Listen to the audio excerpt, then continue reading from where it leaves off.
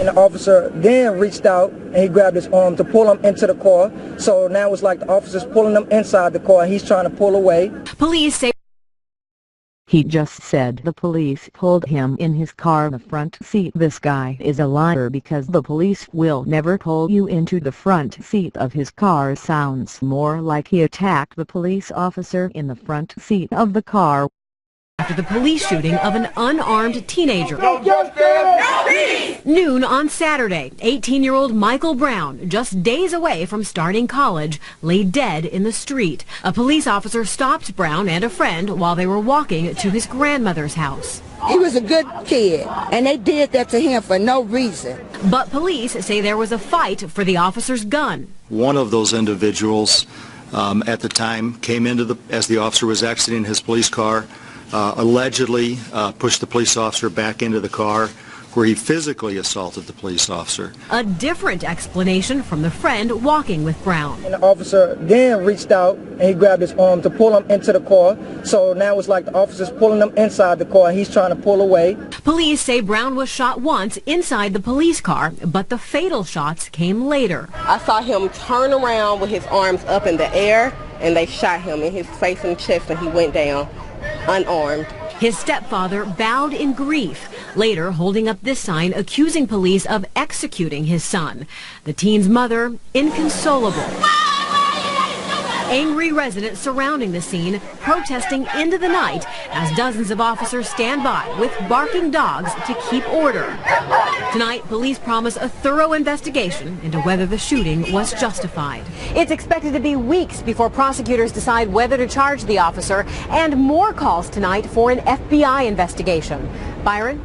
An investigation to watch. Bazzi, thank you. We wasn't causing any harm to nobody. We had no weapons on us at all. Dorian Johnson says he was walking home from a convenience store with his friend Mike Brown. They were walking on the street when a Ferguson police officer from his vehicle told the boys to get out of the street.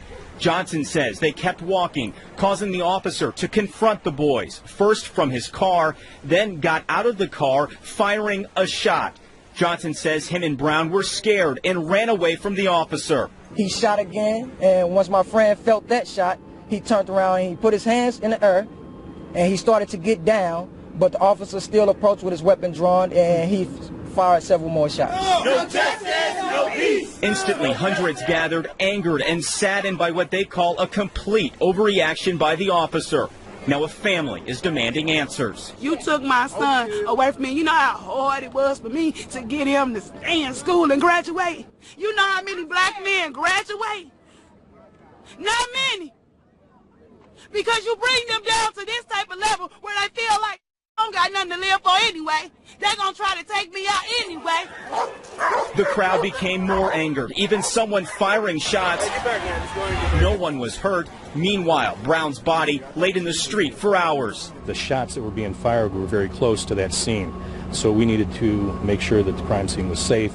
That's why we called for the additional officers so that we could safely, without conflict, move everyone back far enough. Ferguson Police Chief Tom Jackson says the St. Louis County Police Department is handling the investigation into the officer's shooting and says as standard procedure, the officer has been put on paid administrative leave. We do want this investigated fully, and that's why we asked for the outside help to do that.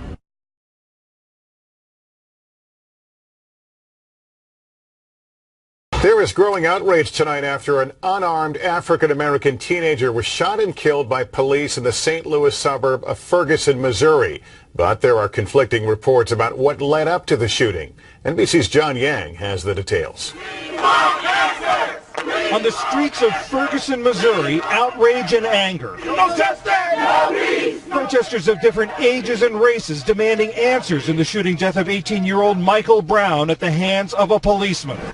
Investigators said at about noon Saturday, the officer, who hasn't been identified, encountered Brown and another man on the street in an apartment complex. There was a struggle, and one of the men pushed the officer into his car. Within the police car, there was a struggle over the officer's weapon. There was at least one shot fired within the car.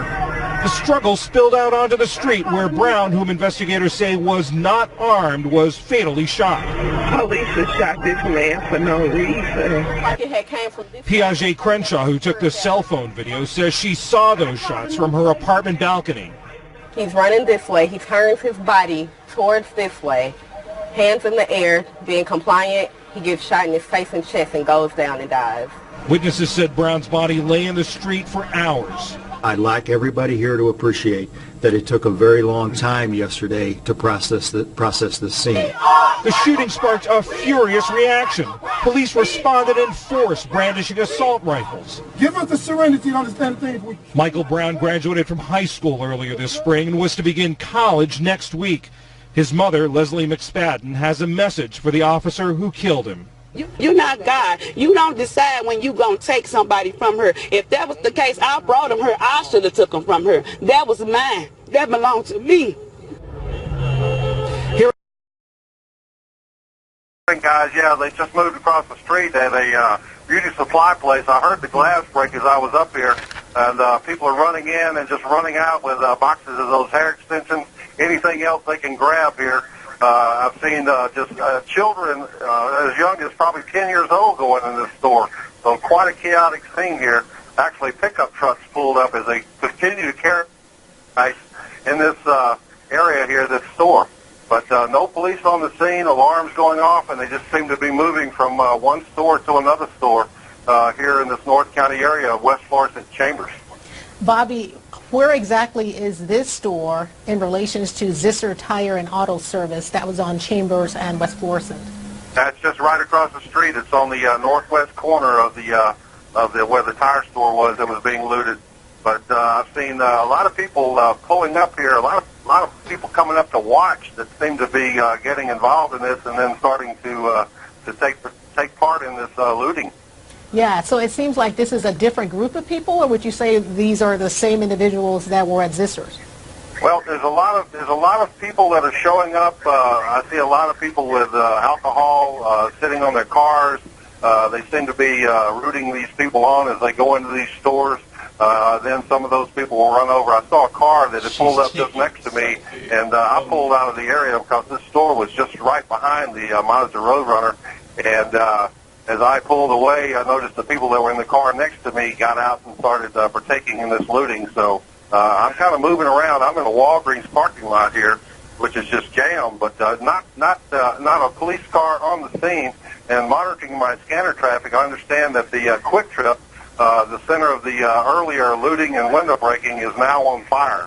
So they're trying to get fire apparatus into that scene and get some of that maybe get that fire put out. But just a very tense situation here in North St. Louis County this morning. Yeah, and you can see people are running out of the store and putting merchandise into a red vehicle. Looks like two people are running down the street with armloads of vehicle. And these are women. These are men and women. There's a woman right there picking up product